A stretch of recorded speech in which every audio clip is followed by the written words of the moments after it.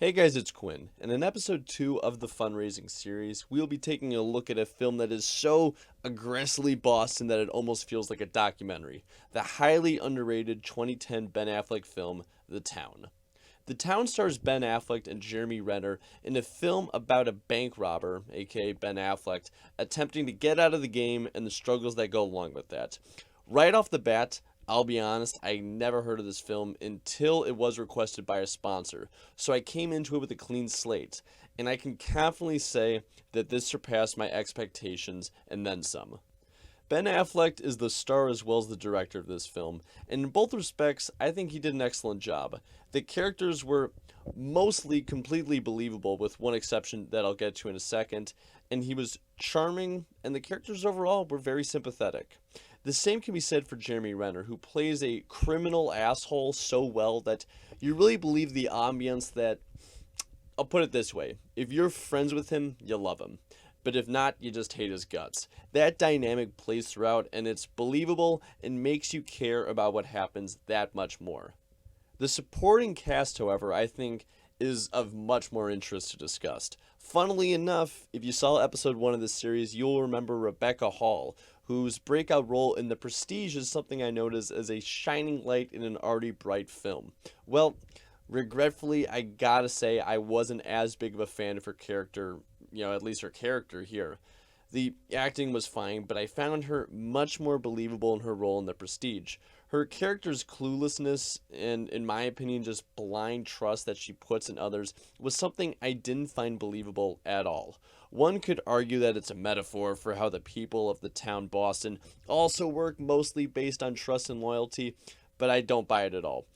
They make it an explicit point that she's an outsider on multiple occasions, and she feels like an outsider, completely unaware of just how in over her head she is throughout. She is painted as book smart and repeatedly seems ignorant of what's going on streetwise. I think it was a misstep in how her character was written in that regard. The other character of note was this guy, who plays an FBI agent. Now, we've all seen him 100 times, but what's his name? John Hamm. I had to look it up. I'll be honest, I couldn't remember. But think of how he plays any role. That's how he plays it here. Going into the story just a little bit, the action is the first thing that comes to mind for me. The movie keeps you guessing, and I was glued to the screen throughout. But the relationships between the characters actually makes you care, even if Rebecca Hall's character throughout is like watching a train crash happen in front of you. You know, anxiety, but you can't turn your eyes away. This is how I'd honestly describe this film, story-wise though, as a whole. It's Shawshank Redemption if every character was from Boston and Andy Dufresne just committed a series of GTA level crimes.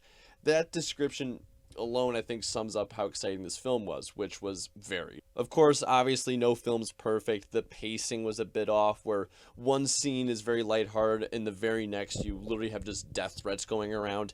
The romance element, although completely necessary and honestly is a large part of what elevates this film, I think would have been better if you had a more realistic female character. But this is just me being critical. It's a very fun film with heart pounding action that will make you think you're watching Heat, combined with moments of reflection that are reminiscent of Good Will Hunting.